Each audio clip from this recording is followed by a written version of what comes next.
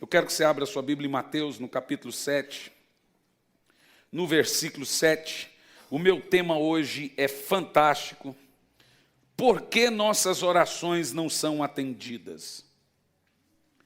Por que Deus não ouve nossas orações?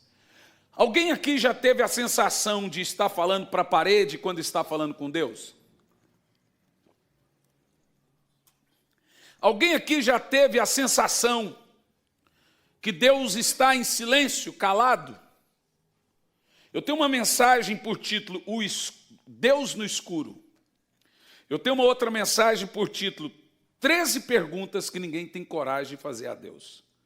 E eu ainda não tive coragem de pregar ela. São 3 coisas que ninguém tem coragem de falar para Deus.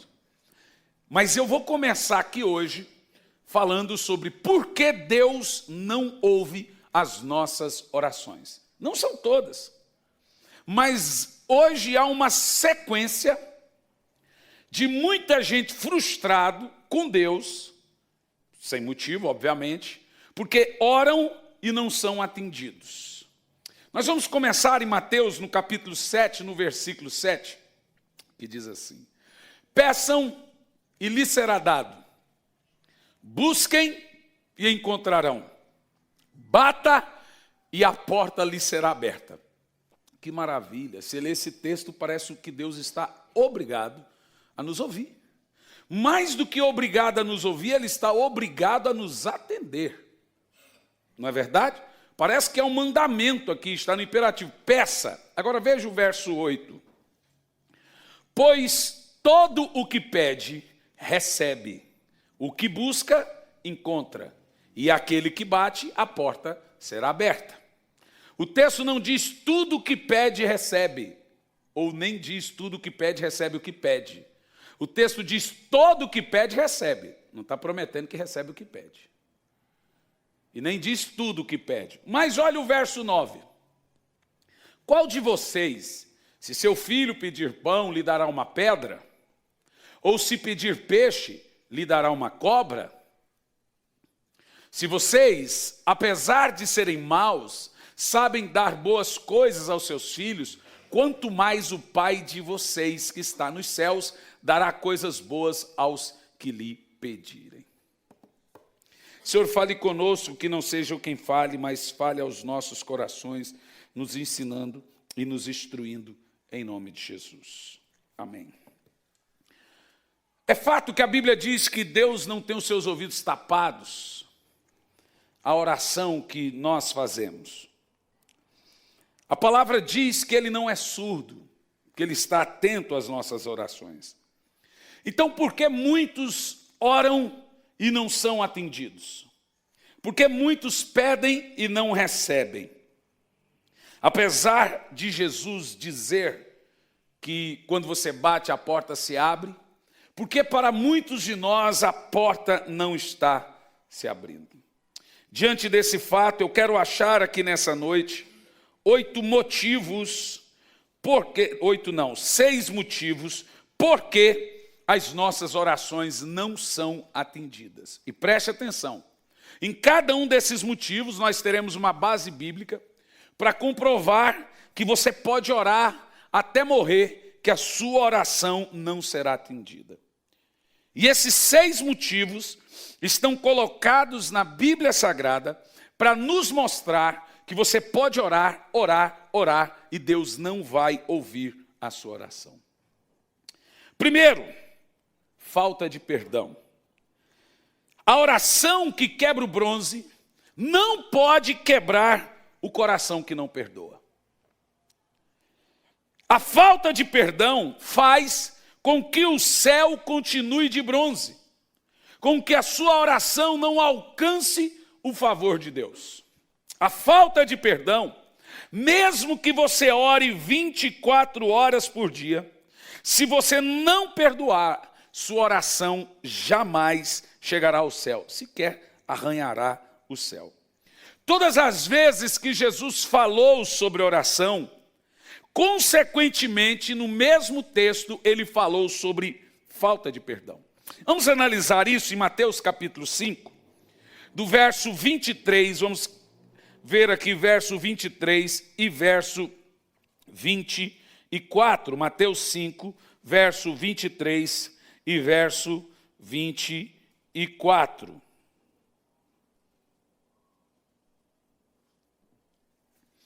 Toda vez que Jesus falou sobre oração, em o mesmo texto ele falou sobre falta de perdão. Diz assim: portanto, se vocês estiverem apresentando a sua oferta diante do altar e ali se lembrar que o seu irmão tem algo contra você, preste atenção nesse texto. Aqui tem uma ordem que precisa deixar bem claro. Não é se lembrar que você tem algo contra o seu irmão. É se lembrar que o seu irmão tem algo contra você. Porque hoje o que a gente faz? Eu vou lá liberar perdão, que eu quero é ser livre. Aí o crente, engraçadinho, fala assim: eu vim aqui te perdoar. Não é isso que Jesus está falando. Jesus está falando que se você souber que alguém tem algo contra você, não importa se é justo ou não, você deve pedir perdão a ele. Você quer ser crente? Já começa por aí. Agora prossegue o texto. O texto diz que quando você tem algo no coração ou descobrir que alguém tem algo contra você, nem a sua oferta pode ser consagrada. Não diz que não pode ser dada, deixa eu deixar claro ali. Ó. Antes que alguém fale: não dou oferta porque eu tenho mágoa. A Bíblia diz que você tem que dar. Diz assim, ó, deixa a sua oferta lá. Então, irmão, deixa a oferta e diz assim, ó, diante do altar e vá primeiro reconciliar com o seu irmão. Depois você vem e fala: pastor, consagra aquela oferta que eu dei. Isso significa o seguinte: você deu a oferta, a sua oferta está lá contabilizada, mas Deus só vai aceitar ela como oferta quando você se reconciliar. É nesse sentido que Jesus está falando. E o texto diz: depois volte e apresenta a sua oferta. Isso significa: Senhor, o senhor lembra aquela oferta que eu fiz? Pois bem, eu reconciliei e agora eu quero apresentar aquela oferta. Porque ela já está diante do altar.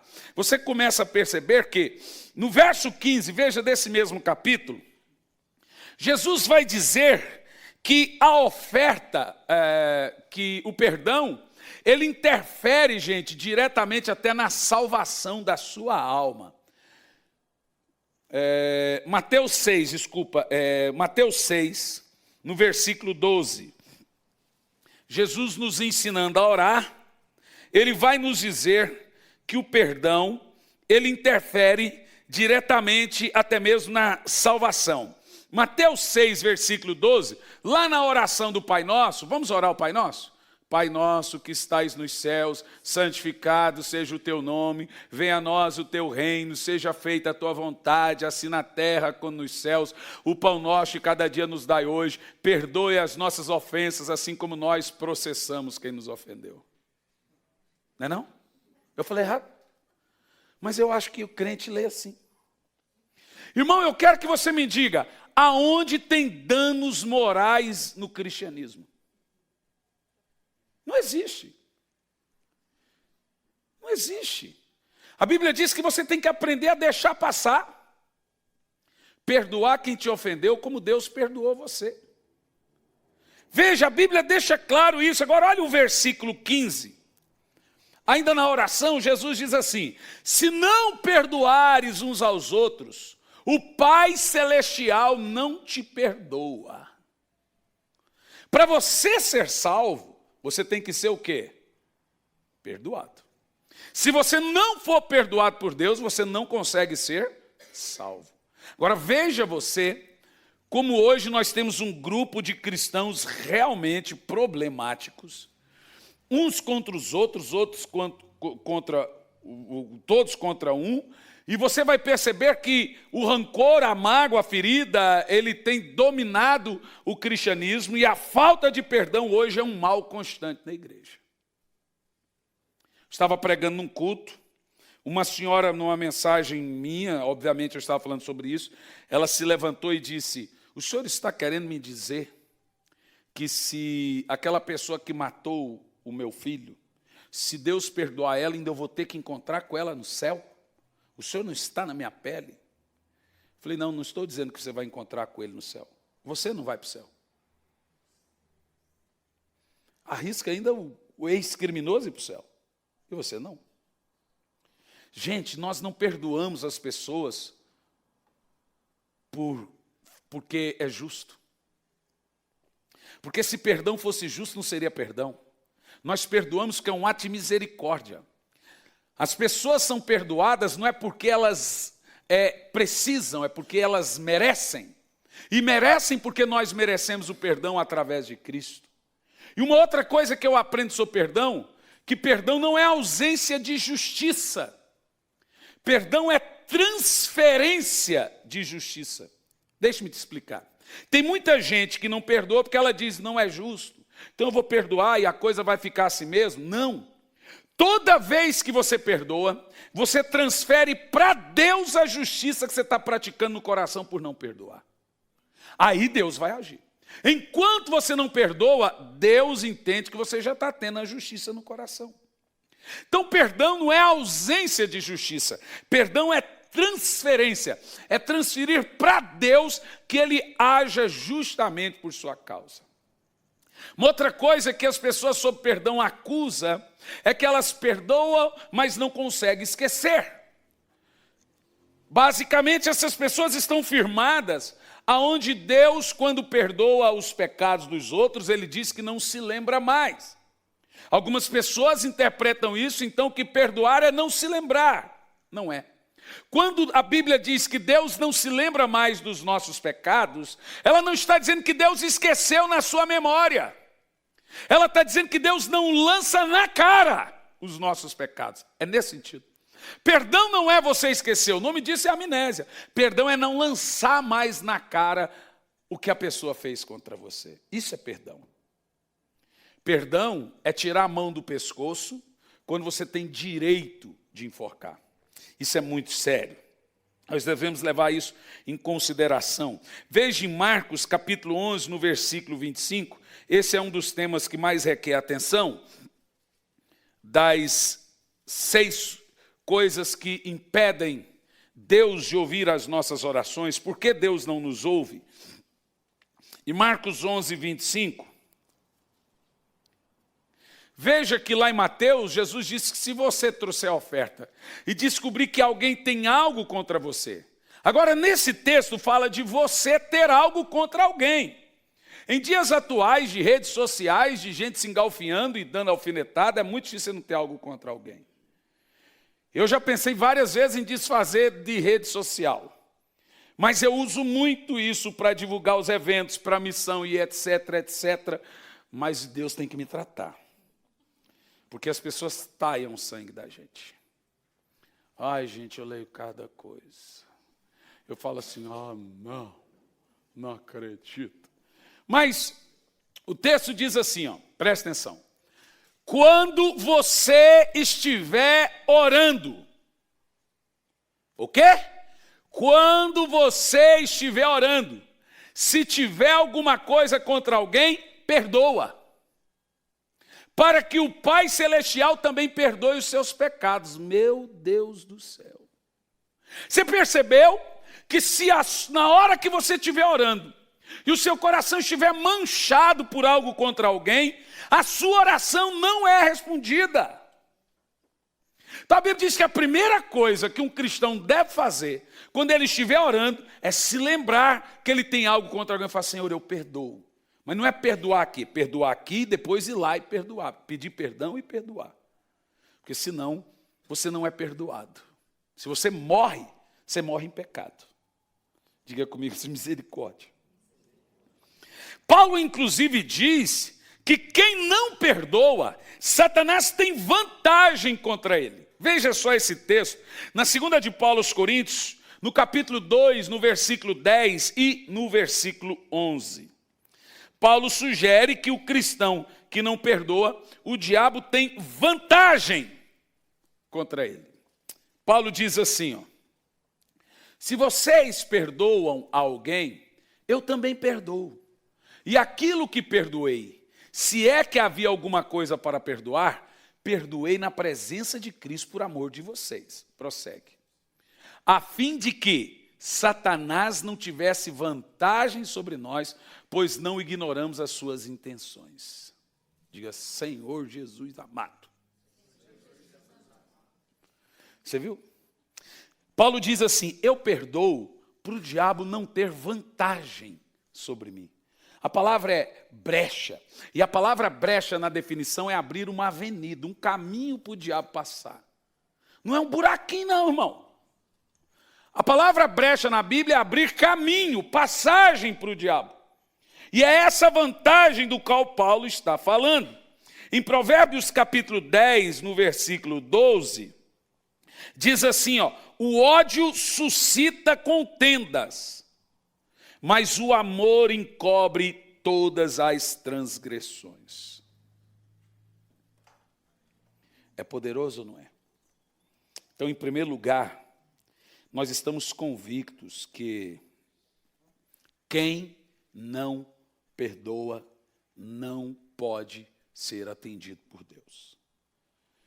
Nós agora temos aí um primeiro sinal que as frustrações dos crentes não é ficar dizendo por que Deus está em silêncio, por que Deus não faz. Tem os motivos. A falta de perdão mancha o coração das pessoas. Segundo, viver pecando. Não digo pecar, porque todo mundo peca, mas viver na prática do pecado. Há pessoas que fazem da vida um pecado e do pecado um estilo de vida. Viver habitualmente na prática do pecado. Veja o texto de Tiago, em Tiago capítulo 4, versículo 3, que a prática contínua, repetitiva, constante do pecado faz com que suas orações não sejam atendidas. Tiago diz assim: quando pedem, não recebem, porque pedem por motivos errados, para gastarem prazeres. Ora, se não é isso que essa geração de crentes está fazendo. Senhor, me dá prosperidade, não dá 1 centavo para missões. Senhor, me dá prosperidade, não investe na vida do próximo, não ajuda o pobre, não faz nada. É só para gastar com ele. A Bíblia diz que Deus não dá nada a você porque você não visa o bem maior. Você só visa você.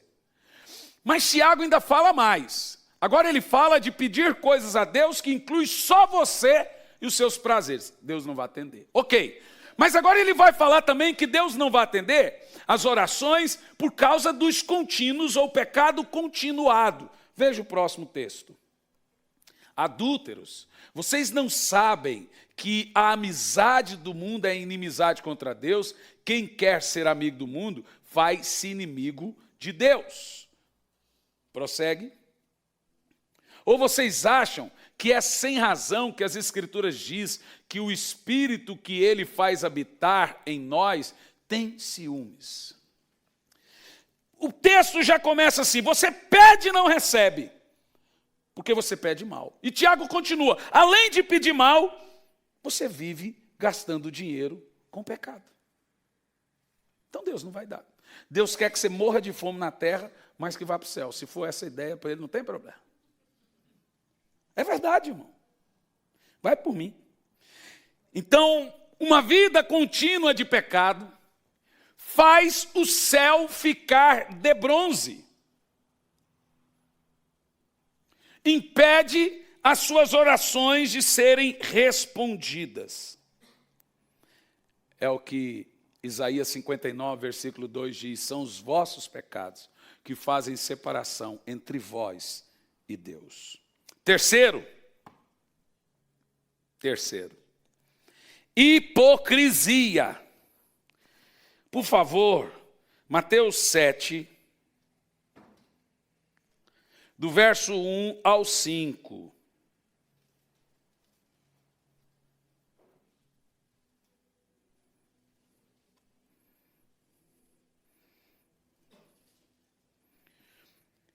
O texto diz assim, ó: não julgueis para que vocês não sejam julgados, pois a mesma forma com que julgarem, vocês serão julgados, e a medida com que usarem também será usado para medir vocês.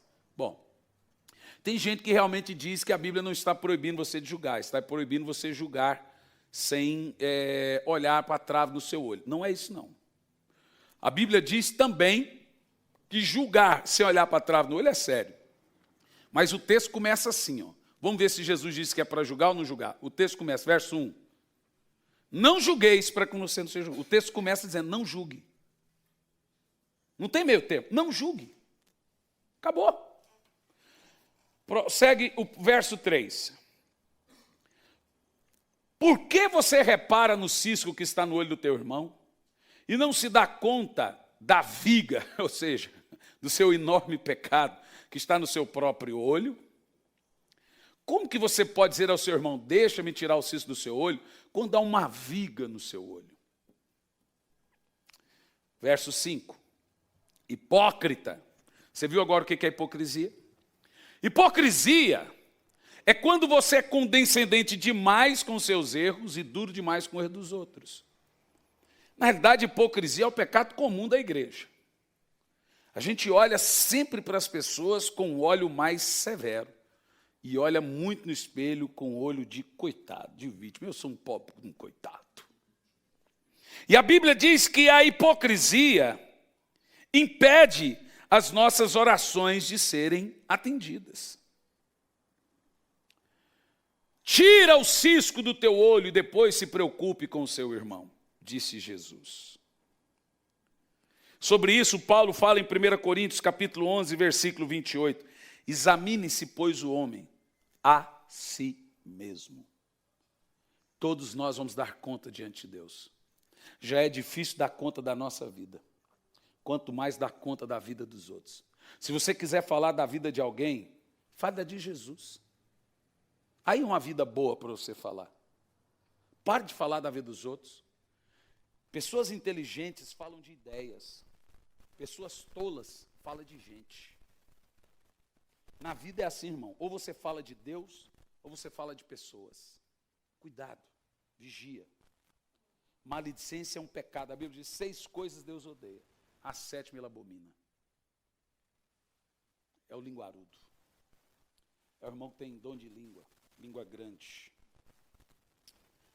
Quarto, esse texto aqui em quarto lugar, que impede as nossas orações, é um dos mais duros que nós vamos ler hoje. Mais reais. Provérbios 21, versículo 13.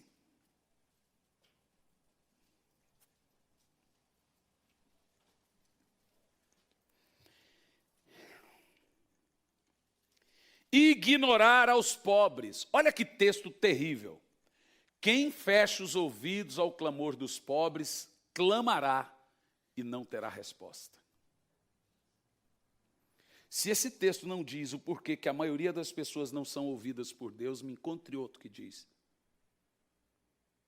Aquele tipo de gente que você pede ajuda, que você fala, que você convoca, irmãos, vamos ajudar o próximo, vamos trazer um alimento, não vai doer ninguém, vamos fazer isso, vamos mandar um recurso. Teve gente que disse assim para mim, pastor Hernani, arrumou um negócio lá na África e quer obrigar a gente a pagar.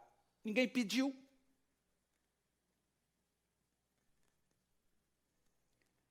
A Bíblia diz que esse tipo de gente, no pior momento da vida dele, ele vai orar, ele vai clamar, e Deus não vai ouvir.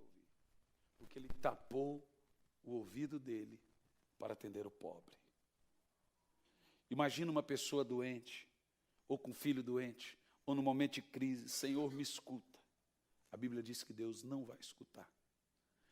Você vê que você não pode ser vingativo. Você não pode dar o troco. E sabe por quê? Tudo que cabe a Deus fazer, você não pode fazer. Você não pode julgar, porque quem julga é o Senhor. Você não pode se vingar, porque a vingança pertence a Deus. E Deus é vingativo. É dele. E sobre a questão do pobre, Deus fecha os ouvidos por vingança. Porque você simplesmente não se importa com a necessidade do pobre.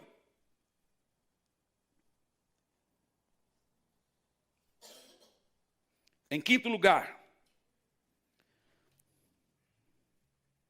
por que nossas orações não são respondidas? Desrespeito ao cônjuge. Isso aqui é sério. Veja 1 de Pedro, capítulo 3, no versículo 7.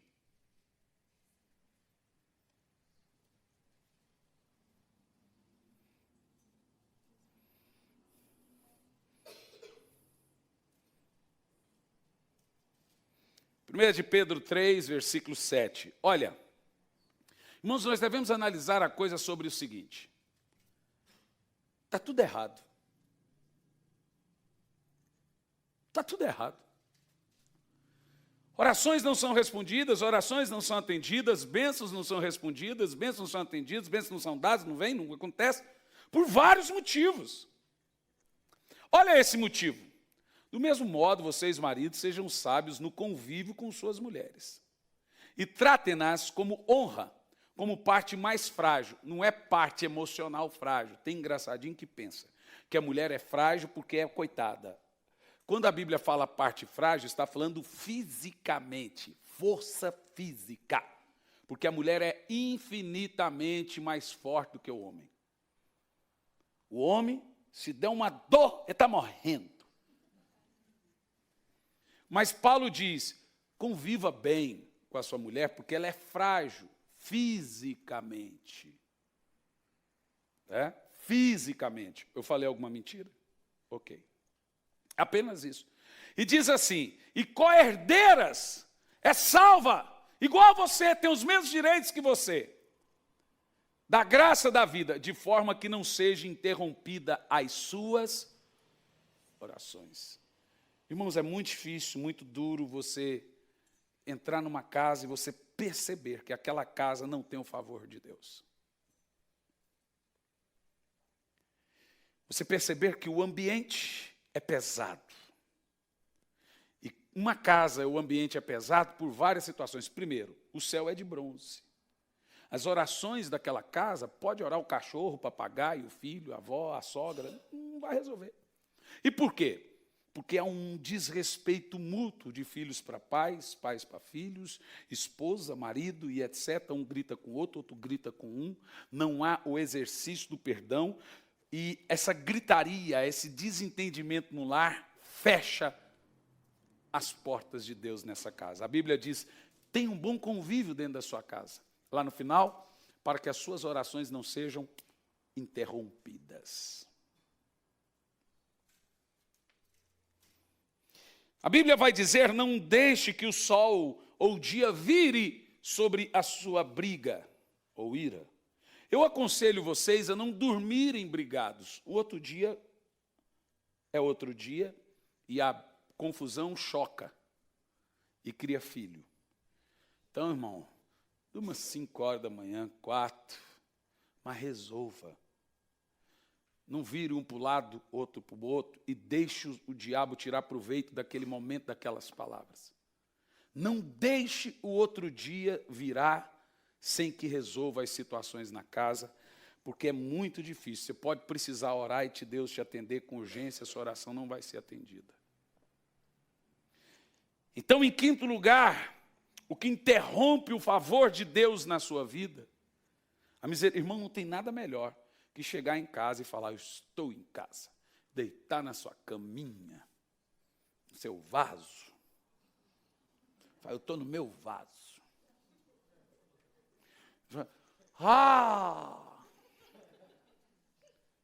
Deitar no seu sofá. Sua casa tem um cheiro todo especial que só você sabe. Mas tem gente que ele é muito mais feliz fora de casa do que em casa. Tem mulher que fala, pastor, meu marido vai aposentar. Começa a orar, pastor. A aposentadoria de alguns maridos é o terror de algumas mulheres. Tem mulher, irmão, esses dias a gente ouviu uma, falava para mim, pastor Elisandra, quando meu marido viajava, eu falava, como que pode, gente? Me diga você. Será que é impressionante, tem famílias que se reunir todo mundo, o pau quebra. É um talento para confusão algumas famílias. Meus amados irmãos, nós devemos, e tudo começa lá do primeiro princípio, o exercício do perdão, o diálogo, a conversa. Sabe, esse joguinho de baleia azul, esses adolescentes se matando. Alguém vai dizer assim, quer se aparecer, vai arrumar serviço. E se foi só um gatilho para provar o quanto os pais têm um abismo entre os filhos. Não conhecem.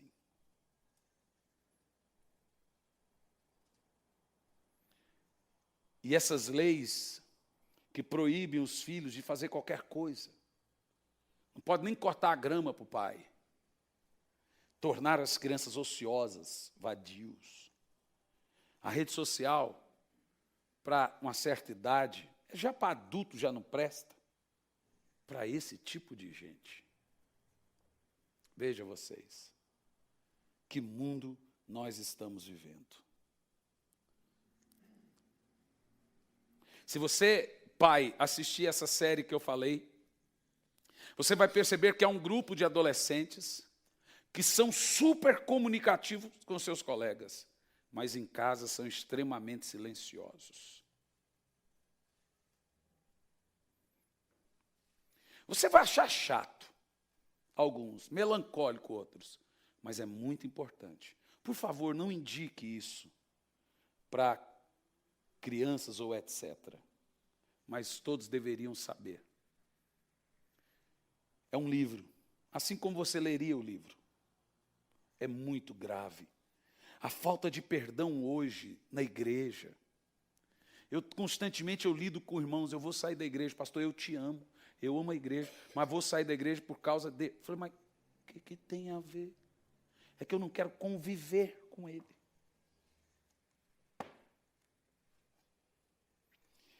Irmãos, a coisa mais assustadora hoje é que o cristão não sabe mais praticar o cristianismo. Que o cristão não sabe mais praticar a Bíblia. Não sabe. Esse é o ponto em que mais me assusta. A Bíblia diz, faça, a gente não faz. A Bíblia diz, não faça, a gente faz. Perdeu-se o controle. Ninguém consegue mais praticar o que diz a Bíblia.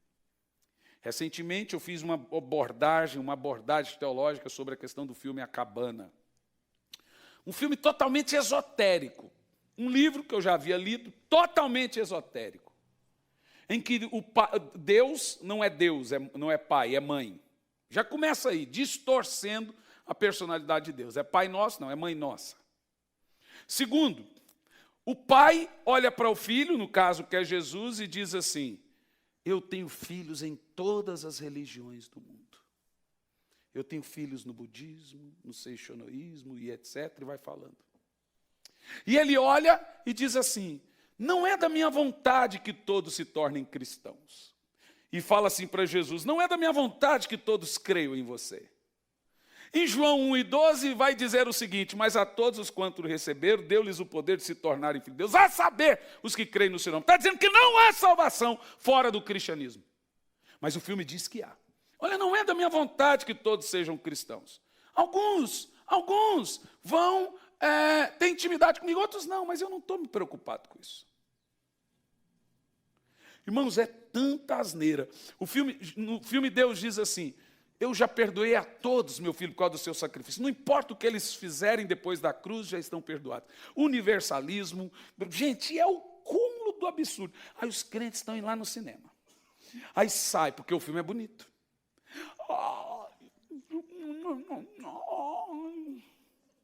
Aí eles acham lindo. É como se você atacasse Ghost. Teve um que foi falar assim, eu achei bonito. Eu aprendi muito sobre Deus. Falei, se você tivesse lido a Bíblia, você aprenderia mais. Porque eu aprendi sobre perdão. A Bíblia já fala. Porque eu chorei muito. Quando você assistiu Ghost, você virou espírita? E chorou um monte. Porque o filme é bonito, ele deve ser de Deus. Aí você põe lá todas as partes teológicas, explicando tecnicamente por que o filme foi condenado por todos, não foi alguns teólogos, não. Todos os teólogos sérios fizeram análise do filme e falaram assim, esse filme não presta, é esotérico. É ecumênico, esotérico, universalista e um monte de coisa. Que, minha filha, você apanha feito um cachorro sofredor na internet. Eu falei, deixa para lá que se lasque também. Vamos para o inferno, cambada, de uma vez, vá. As pessoas realmente, elas querem viver o que elas querem, o que elas pensam, o que elas aí eles falam assim, Deus quer que eu seja feliz. Não, Deus não quer que você seja feliz. Deus quer que você seja santo. A maior crise hoje é que não conseguimos mais seguir os princípios da Bíblia. E você sabe o que mais me assusta? Que um dia Jesus estava olhando para os seus discípulos e disse, quando o Filho do Homem vier, ele para. Quando o Filho do Homem vier, achará fé na terra. Sabe por quê? O total distanciamento dos princípios de Deus fez e faz essa descrença terrível que nós vivemos hoje no cristianismo. No entanto, meus irmãos, em sexto lugar, porque Deus não nos ouve? Desonrar e desrespeitar a autoridade espiritual. Romanos capítulo 13, versículo 1, nós vamos fazer uma análise sobre o que é autoridade espiritual. Porque realmente há pessoas que não concordam com o chamado cobertura espiritual.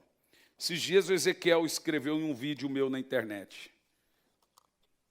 Comentário no YouTube. Meu pastor. Aí foi lá um engraçadinho e escreveu embaixo. Seu pastor é Cristo, deixa de ser idólatra.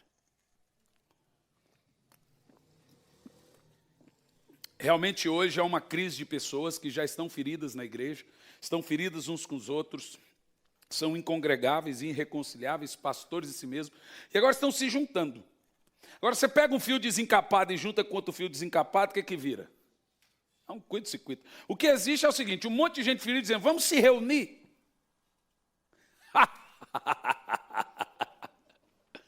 É cego guiando cego. Aí é fácil falar da igreja. Aí você fala, não, eu sou a igreja. Você já viu um narigão andando no centro de Curitiba dizendo, eu sou o corpo? Ô narigão, cadê seu corpo? Não preciso, eu sou o corpo. Ô dedão, não, eu não preciso do corpo, eu sou o corpo. Queridão, você só é a igreja se estiver em comunhão com o corpo. Se você não, mas eu sou a igreja sou eu, então fique em casa. É muito fácil hoje ser crente de internet, crente de YouTube. Você não foi na igreja, mas assistiu o culto pela internet, como se fosse coisa que mudasse alguma coisa. Existe uma coisa que se chama atmosfera. A Bíblia diz, aonde o povo se reúne, aonde há comunhão entre os irmãos, dali desce o óleo precioso. Aonde o povo de Deus se reúne, o Senhor se faz presente. Aí você assiste na internet, você entende, mas duvido muito que recebe como receberia, porque não há uma atmosfera, não há uma manifestação como se tem no juntar, no ajuntamento de irmãos. Se acredita que igreja é só vir na igreja? Claro que não. Nós temos dois tipos de igreja, temos a igreja visível e a igreja invisível. A igreja invisível, ela é interdenominacional, ela é pura, imaculada e não tem pecado. A igreja visível é cheia de placas, cheia de defeitos, cheia de coisas, cheia de gente pecadora. Mas a igreja é quando os irmãos se reúnem. Ali, a Bíblia diz que o Senhor ordena as bênçãos. É como um óleo precioso que desce da barba de Arão. Não é verdade? No entanto, há um grupo de pessoas que passaram por um círculo. Caminharam para lá, para cá, não deram certo. Elas têm um prazo de validade de 6 meses nas igrejas. Até descobrir o defeito do pastor da igreja ou de alguém e falar, não gostei daqui, dali. Queridão, deixe-me te dizer, eu posso te fazer uma promessa, talvez alguns estão me vendo aqui pela primeira vez, eu tenho uma promessa para te fazer, eu vou decepcionar você. E eu te faço uma pergunta, o que você vai fazer depois disso? Vai ser mais um pastor na sua lista em que você está decepcionado? Irmão, quem vem para a igreja por causa de gente, sai por causa de gente. Quem vem por causa de Jesus, não sai. Eu sei que tem lugar que se torna insustentável. Eu sei que tem lugar que o pastor está em pecado. Essa semana, um jovem me procurou, um dos empresários mais proeminentes dessa cidade. Descobriu que o pastor dele está cobertando pecado. Ele chegou, pastor, fulano está em pecado, está na liderança. Eu sei, mas vou deixar para Deus cuidar. Não, pastor, o senhor está louco? Não, irmão, você não pode julgar. Não, pastor, ele está na liderança, ele prega. Não, eu sei que ele está em pecado, mas quem somos nós para julgar? Ele falou com o pastor, eu vou sair. Alertei, não falou, não, você está certo. Você não pode ser conivente com o pecado das pessoas. Mas, queridos, nós temos que entender que hoje é moda falar mal de polícia, falar mal de médico, falar mal de pastor, falar mal de político. Político merece. Alguns pastores? Talvez, mas não todos. Irmão, não tem nada, você percebeu que tudo que é autoridade hoje é desrespeitado? O professor apanha na classe, o policial, você vê os vídeos, a maneira como que eles são tratados, o juiz, você já viu o jeito que eles falam com o Sérgio Moro? Então é uma moda desrespeitar a autoridade. E isso faz Deus cerrar o céu sobre você. Olha o texto. Todos devem sujeitar-se às autoridades governamentais. Aqui fala de autoridades governamentais. Pois não há autoridade que não venha de Deus.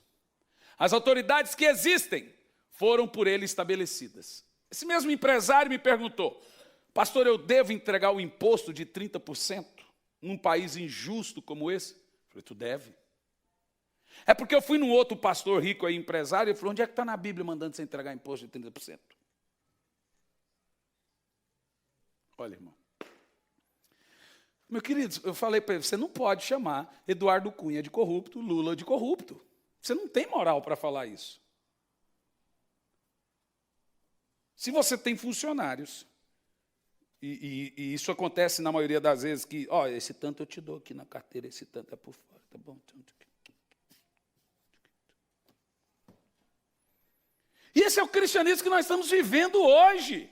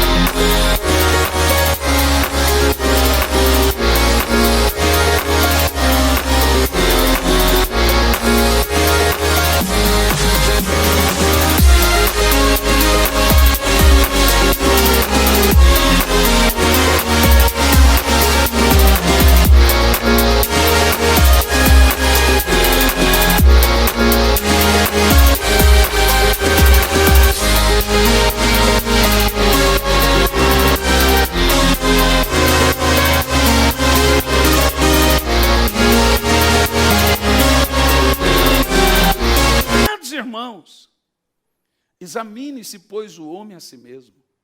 Cada um dará conta diante de Deus. Ah, mas é injusto. O injusto vai dar conta. Você não vai pecar com o pecado dele, né? E o texto continua. Não há autoridade que não foi por Deus. Verso 2. Portanto, aquele que se rebela contra a autoridade está se colocando contra Deus que o instituiu. E aqueles que assim procedem trazem condenação sobre si mesmos. Prossegue. Pois os governantes não devem ser temidos, a não ser pelos que praticam mal. Olha aí, quem tem medo de polícia? Quem fala mal de polícia é quem faz coisa errada. Quem tem medo da Receita Federal? É quem faz coisa errada. A Bíblia diz que as autoridades não devem ser temidas, a não ser quem está fazendo coisa errada. E prossegue. Você quer ser livre do medo da autoridade? Pratique o bem. E a autoridade vai te honrar. Prossegue. Pois a autoridade é serva de Deus para o seu bem. Mas se você praticar o mal, tenha medo, pois ela não porta a espada sem motivo. A autoridade é serva de Deus, agente da justiça, para punir quem pratica o mal. Isso serve para o governador, o prefeito, a polícia, o juiz, o professor e o pastor.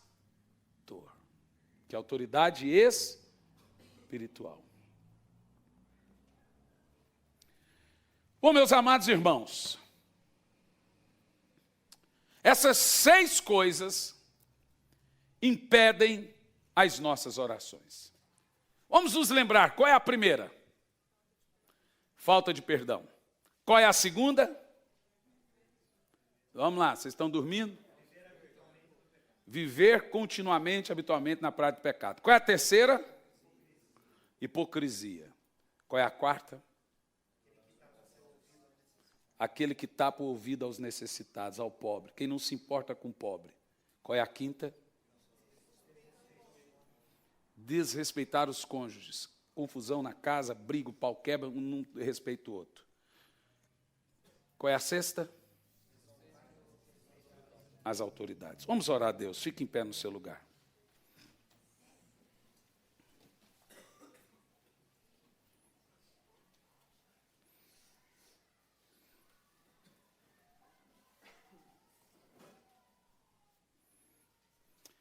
Eu quero que você feche seus olhos.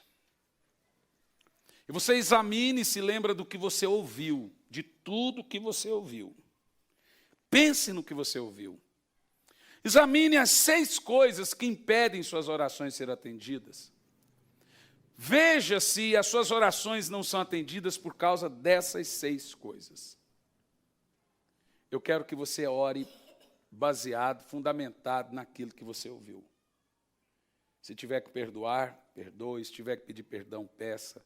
Se tiver que consertar, se tiver que falar para sua esposa, fala, nunca mais nós vamos faltar com respeito nessa casa, vai ter conversa. Não vou te xingar, você não vai me xingar. Não vou te quebrar a panela na sua cabeça, prato na sua cabeça mais. Eu quero que você proponha uma mudança.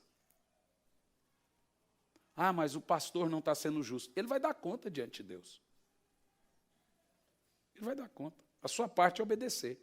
A dele é fazer a coisa certa. Feche seus olhos. Senhor Deus.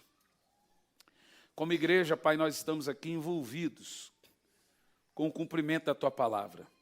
E nós ouvimos e entendemos aqui agora que nós precisamos mudar, que nós precisamos melhorar, pois nossas orações não estão sendo atendidas. Qualquer pecado, por nível, importa, tem impedido as nossas orações de chegar ao Teu trono da graça. Senhor, eu te peço, nos ensine, nos ajuda, pregue, nos dê força para transformar nosso interior. É o que nós te pedimos, em nome de Jesus. Amém. E graças a Deus. Eu sei que você está borocochô, está down depois de uma palavra dessa, mas vamos dar um sorriso aí, vamos aplaudir Jesus.